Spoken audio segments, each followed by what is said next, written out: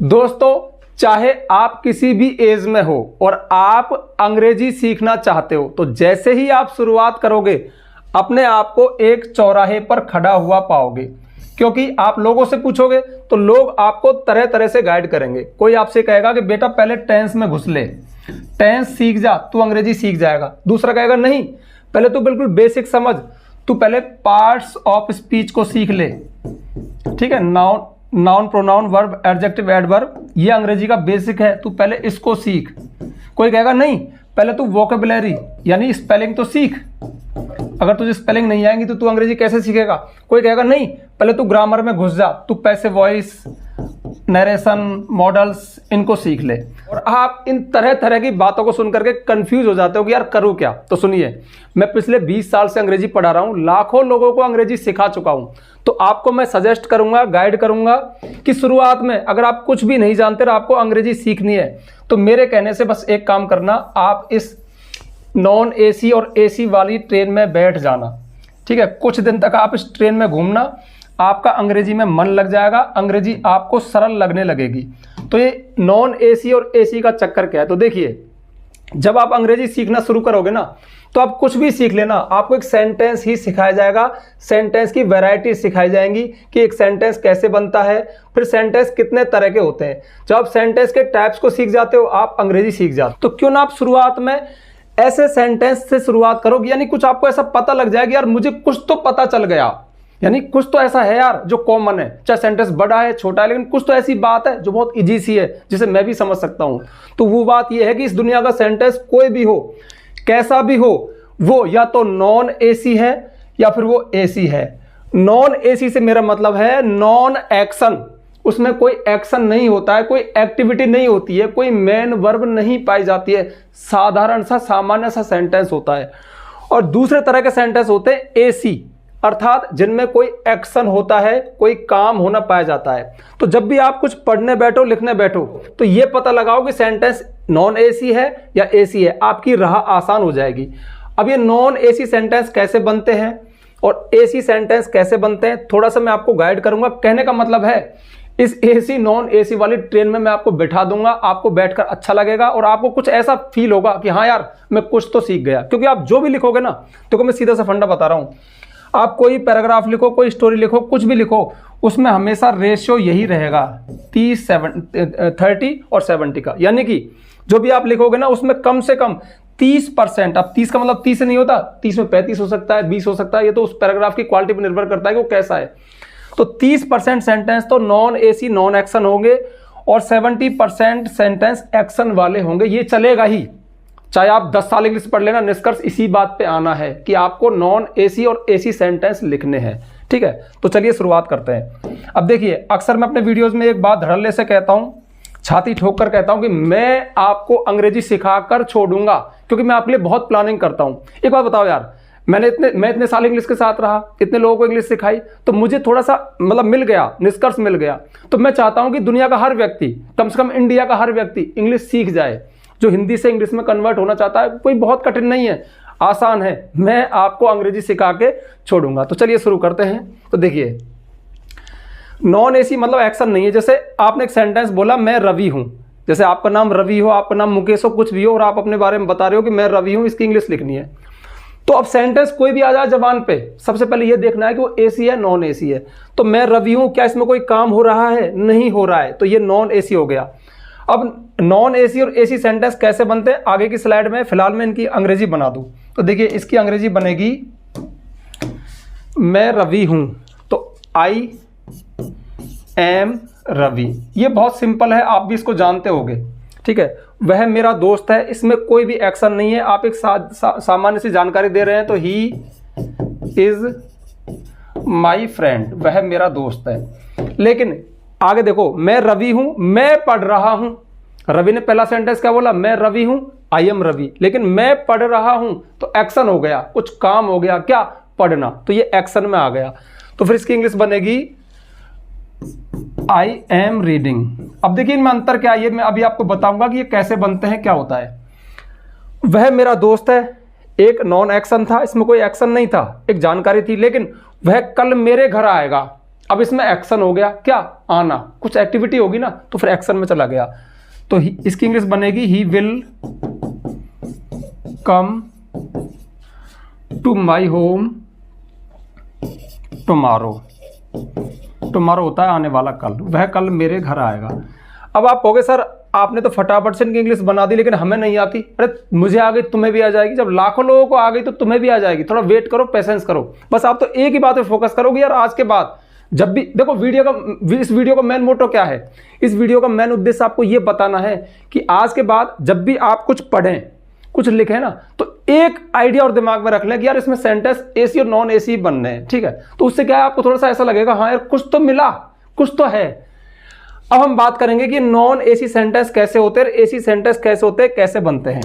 देखिए तो ये है सबसे पहले नॉन एसी सेंटेंस। तो नॉन एसी सेंटेंस क्या है, इनमें एक्शन नहीं होता है, यानी कोई एक्टिविटी नहीं होती है, मेन वर्ब नहीं पाई जाती है, किसी के बारे में सिर्फ कुछ बताया जाता है, मतलब वो क्या है, उसकी स्टेट क्या है।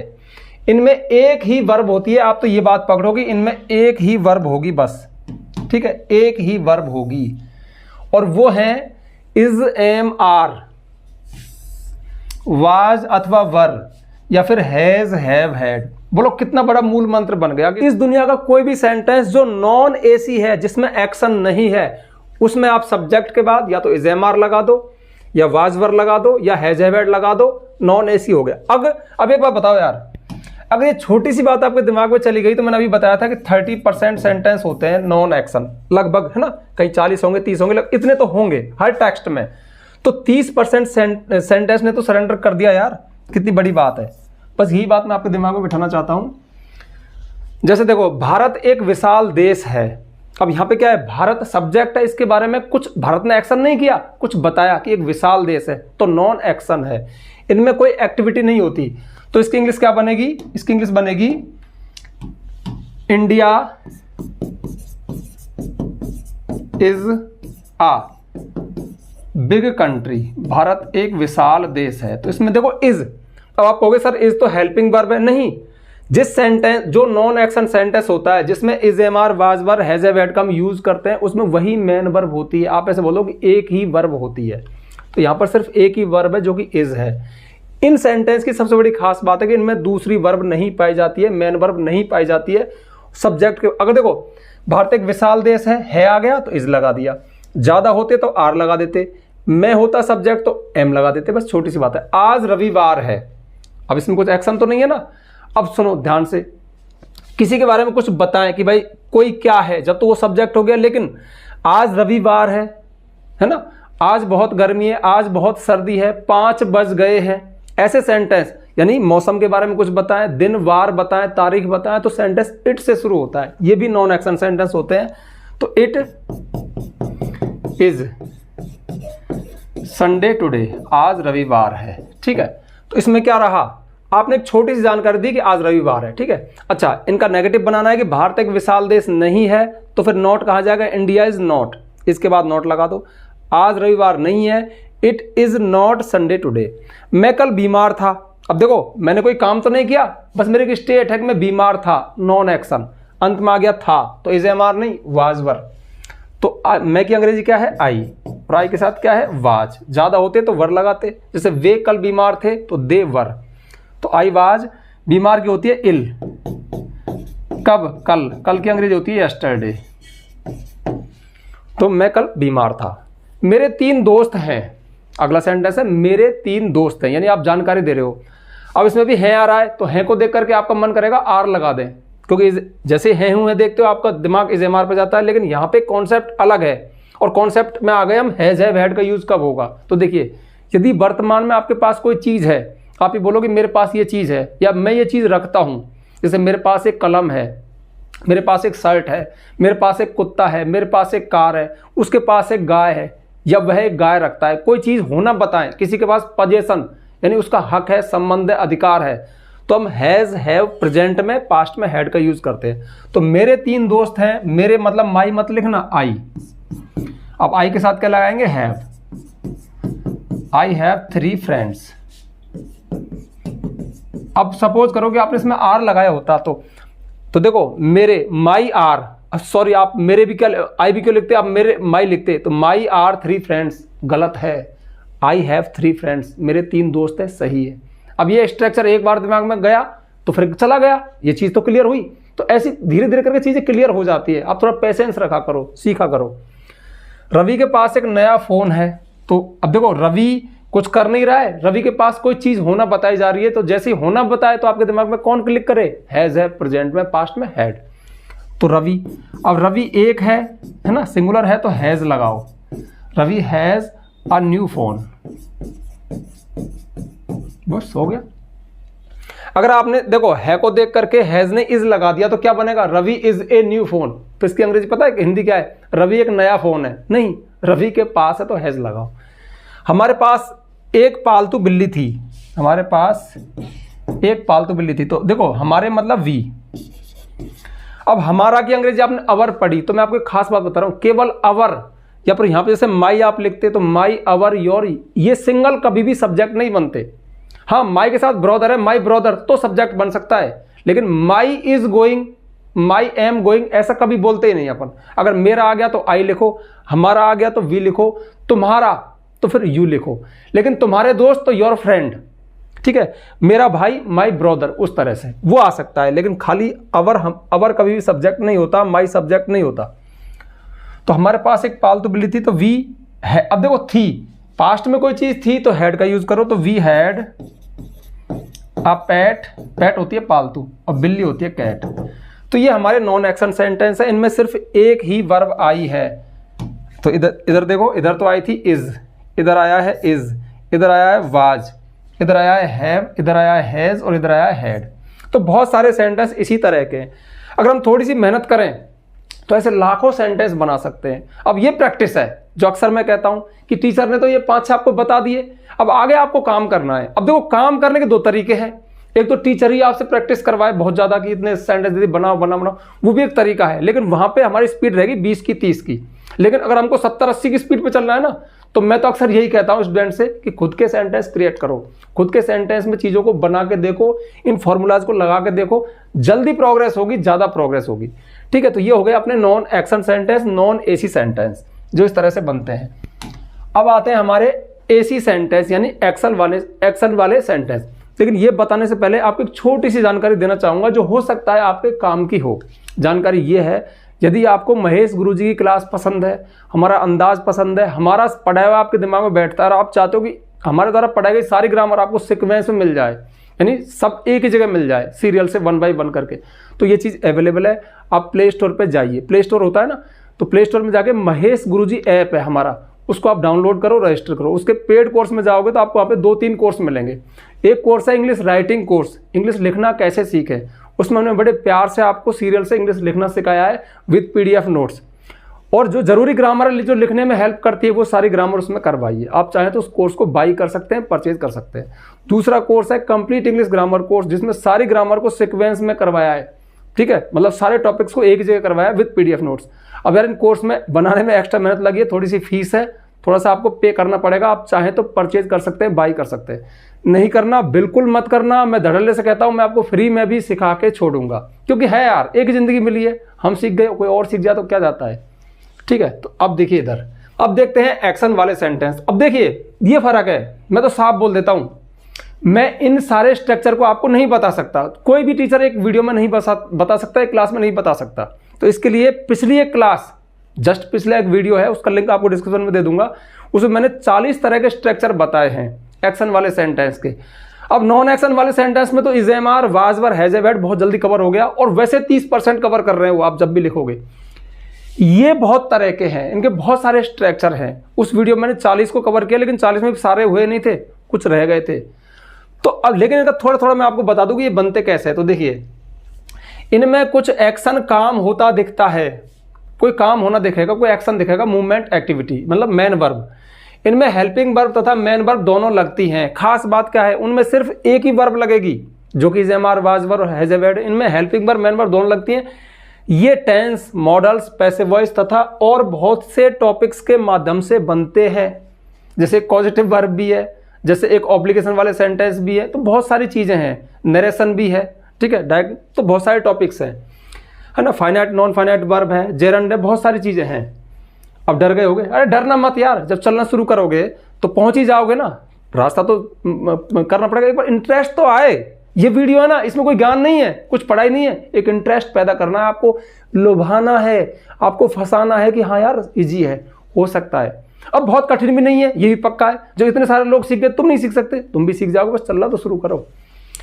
तो देखिए, बच्चे स्कूल जा चुके हैं, इसमें जाना एक काम है, मोहित एक गाना गा रहा है, गाना एक काम है, मैं अंग्रेजी पढ़ता हूँ, पढ़ना एक काम है, मैं अंग्रेजी पढ़ सकता हूँ। फिर से देखो, अभी तो पता है सेंटेंस के स्ट्रक्चर अलग होते हैं, पढ़ता हूँ, पढ़ सकता हूँ, मुझे अंग्रेजी पढ़ाई जाती है, इसमें पढ़ाना एक काम है, लेकिन देखो बोलने का तरीका बदल गया ना, मैं पढ़ता हूँ, पढ़ सकता हूँ, मुझे अंग्रेजी पढ़ाई जाती है, मुझे पढ़नी चाहिए, फिर ये एक अलग स्ट्रक्चर हो गया।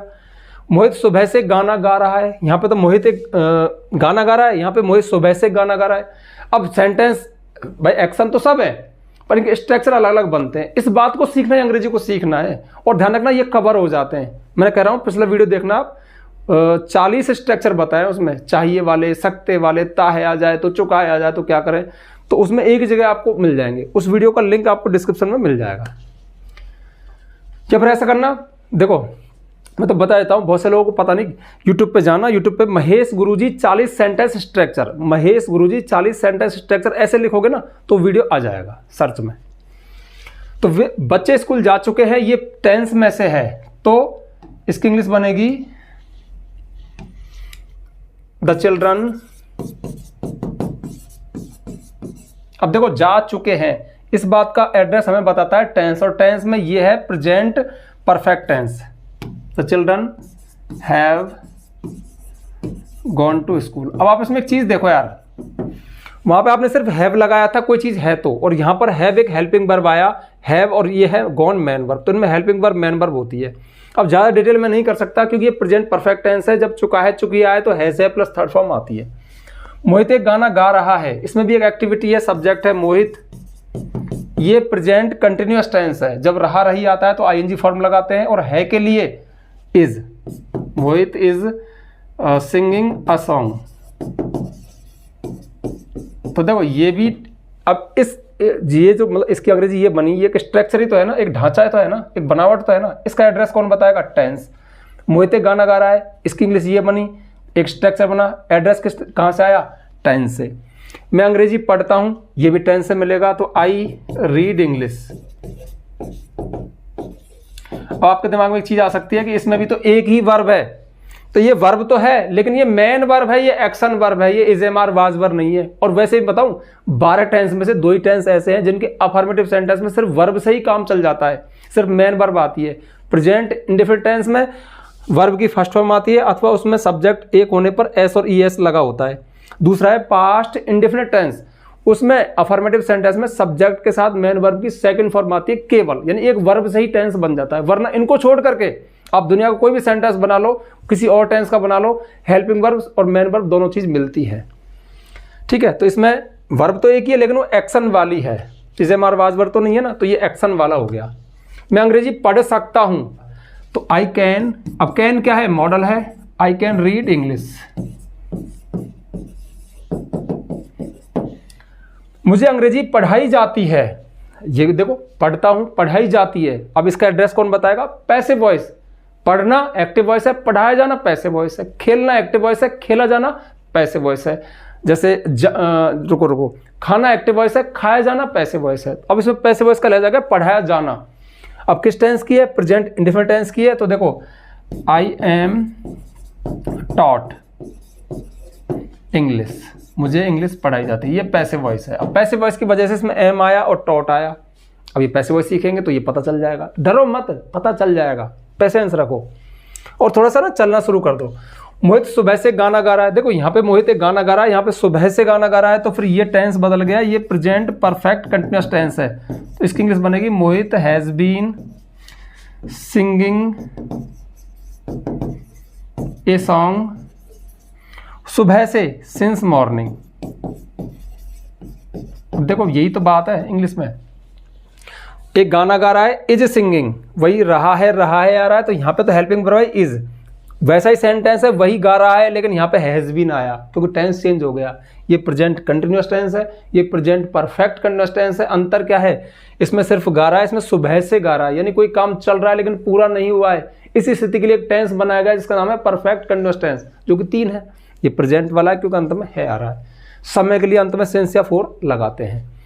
तो ये हो गए हमारे एक्शन वाले सेंटेंस। इनमें मैंने थोड़ा टेंस वाले बताया, थोड़ा मॉडल वाला बताया, और पैसिव, ये पैसिव है, ये मॉडल है। मुझे अंग्रेजी पढ़नी चाहिए तो आई शुड रीड, चाहिए के लिए शुड लगाते हैं। तो ऐसे करके कुछ स्ट्रक्चर बनते हैं। अब जो बात हमने आपको बताई उसको सिद्ध भी तो कर ले थोड़ा सा। तो उसको सिद्ध करने के लिए मैंने छोटा सा पैराग्राफ यहाँ पे इमेजिन किया था, जिसमें देखो एक्शन और नॉन एक्शन दोनों है। तो सबसे पहले तो हिंदी में वीडियो को पॉज करके जो मैंने बताया पहले इनको पहचान करो, छांटो कि कौन सा एक्शन है कौन सा नॉन एक्शन है। चलो वीडियो पॉज किया था तुमने, कर लिया होगा। अब मैं आपको बताता हूं, हम 3 भाई हैं। अब बताओ इसमें कोई एक्शन नहीं है ना, तो नॉन एक्शन हो गया। या इसी बात को हम ऐसे भी कह सकते हैं, मेरे 3 भाई हैं, अब भी नॉन एक्शन है, लेकिन दोनों का स्ट्रक्चर अलग होगा। मैं सबसे छोटा हूं, कोई एक्शन नहीं है, नॉन एक्शन। सबसे बड़ा भाई एक किसान है, ठीक है, नॉन एक्शन, जानकारी है, एक्शन नहीं है। वह खेतों में काम करता है, अब आया एक्शन। और इस पैराग्राफ में जानबूझ के मैंने नॉन एक्शन ज्यादा दिए क्योंकि शुरुआत में आपको नॉन एक्शन इजी पढ़ेंगे। ऐसे बहुत सारे सेंटेंस बनते हैं। मैं एक अध्यापक हूं, नॉन एक्शन, सिर्फ जानकारी, एक्शन नहीं है। मैं गांव में रहता हूं, अब रहना एक एक्शन है, एक्शन वाला। हमारे गांव में एक प्राचीन मंदिर है, नॉन एक्शन। मेरे दादाजी भी एक किसान थे, पास्ट में कुछ थे, नॉन एक्शन, कोई काम नहीं कर रहे थे। वे गाय रखते थे, ठीक है, कोई चीज रखना, नॉन एक्शन। तुम्हें मेरे गांव आना चाहिए, आना एक्शन है, एक्शन वाला। चलो मैं फटाफट से इनकी इंग्लिश बना देता हूं। हम 3 भाई हैं, तो देखिए इसकी इंग्लिश तो बनेगी अगर आपके दिमाग में आएगा। हम 3 भाई हैं तो we are 3 brothers, we are 3 brothers. अगर आप कह रहे हो मेरे 3 भाई हैं तो फिर पता है ये कैसे बनेगा, मेरे 3 भाई हैं ना। अब यहां पे आप पोजीशन दिखा रहे हो, क्या दिखा रहे हो, पोजीशन। तो पोजीशन के लिए आई हैव 3 ब्रदर्स, आपके पास कोई चीज है, फिर इसकी इंग्लिश ऐसे बनेगी। बहुत प्यार से बता रहा हूं यार। मैं सबसे छोटा हूं, ठीक है, तो यहां पे आई एम, अब देखो एम आ गया, I am the youngest. Youngest होता है सबसे छोटा, और एल्डेस्ट सबसे बड़ा। आई एम द यंगेस्ट, मैं सबसे छोटा हूं। सबसे बड़ा भाई एक किसान है, द एल्डेस्ट सबसे बड़ा। ब्रदर इज ए फार्मर, अब देखो इज आ गया, नॉन एक्शन ही है, सिर्फ इज आने पर इजी आया बस। इसमें भी सिर्फ एम आया है, नॉन एक्शन है। इसमें हैव आया, नॉन एक्शन है। इसमें सिर्फ आ रहा है, नॉन एक्शन है।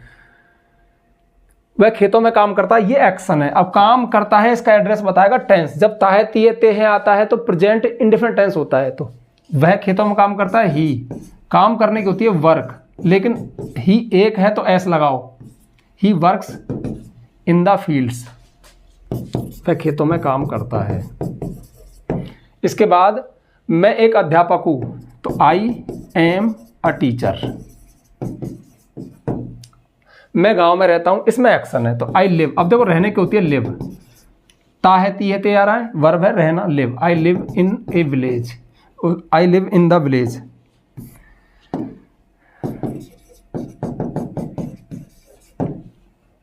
हमारे गांव में एक प्राचीन मंदिर है। अब देखो हमारे गांव में एक प्राचीन मंदिर है, एक्शन तो है नहीं, अंत में है आ रहा है, तो इजी आएगा। मंदिर एक ही है तो है ना, लेकिन शुरुआत कैसे करें, तो ध्यान रखना कोई चीज दूर है और आप उसको डिस्क्राइब कर रहे हो, उसका वर्णन कर रहे हो, तो सेंटेंस देर से शुरू होता है। मतलब वहां पे ये है, यहाँ पे ये, इस तरह से कुछ बोले ना, हमारे स्कूल में ये है, हमारे स्कूल में 4 कमरे हैं, हमारे गांव में ये है, तो फिर देर से सेंटेंस शुरू होगा। तो there is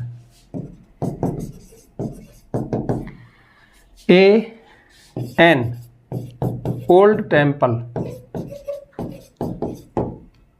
in my village, मेरे गांव में एक प्राचीन मंदिर है। अब एन क्यों लगाया, क्योंकि ओ आ रहा है, स्वर से पहले ए नहीं एन आता है। ये इसका एड्रेस आर्टिकल बताता है, एक टॉपिक है। मेरे दादाजी भी एक किसान थे, तो माई ग्रैंडफादर, दादाजी की स्पेलिंग कौन होती है। अब दादाजी को ग्रैंडफादर बोलते हैं, अटक गए तो फिर डिक्शनरी में जाओ, फिर उसका एड्रेस डिक्शनरी, बहुत सारी चीज़ जुड़ती हैं यार, ठीक है। डिक्शनरी भी देखनी पड़ती है, पढ़ना भी पड़ता है, टेंस सीखना पड़ता है, बहुत सारी चीज़ सीखनी पड़ती है, तब जाकर धीरे धीरे करके हम सीखते हैं। लेकिन एक बार इंटरेस्ट आ गया ना तो फिर गाड़ी चल पड़ती है। तो माई ग्रैंडफादर भी एक किसान थे, इज आल्सो वो सॉरी इज क्यों लगा दिया मैंने, वाज, अब भी के लिए मैंने लगाया also, my grandfather was also a farmer.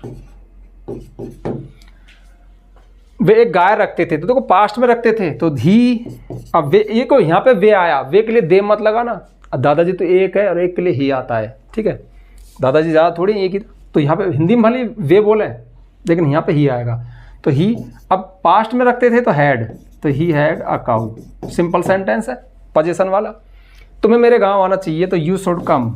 अब देखो ये स्ट्रक्चर चाहिए वाला शुड एक मॉडल से बनता है, तो you should come, you should come to my village, तो मैं मेरे गांव आना चाहिए। तो भैया ये थी बात, एक आइडिया आया कि यार बच्चों को आज एसी नॉन एसी, अब AC non AC train Wren ये तो सब एग्जाम्पल है और बहुत सारे लोग देते होंगे, सच्चाई तो ये है कि इंग्लिश एक लैंग्वेज है, बहुत हार्ड एंड फास्ट टूल नहीं है, छोटा मोटा आप सीख सकते हो, कोई बहुत बड़ा विज्ञान नहीं है। जब आप चलना शुरू करोगे ना तो शुरुआत हो गई एक बार, तो धीरे धीरे करके चीज़ें कवर भी हो जाएंगी, ठीक है। तो ये था वीडियो, ये थी बात। अब जल्दी से वीडियो को लाइक कर दो, ज़्यादा से ज़्यादा शेयर करना, आपके दोस्तों के बीच भी वीडियो फैलना चाहिए, जाना चाहिए, ताकि उनको भी ये गाइडेंस मिल जाए। और यदि आप चैनल पर नए आए हो, चैनल को सब्सक्राइब करना, बेल आइकन प्रेस करना, ताकि आपको आने वाले वीडियोज़ की नोटिफिकेशन मिल जाए। आज के लिए बस इतना ही, मिलते हैं नेक्स्ट वीडियो में नेक्स्ट टॉपिक के साथ, तब तक के लिए बाय।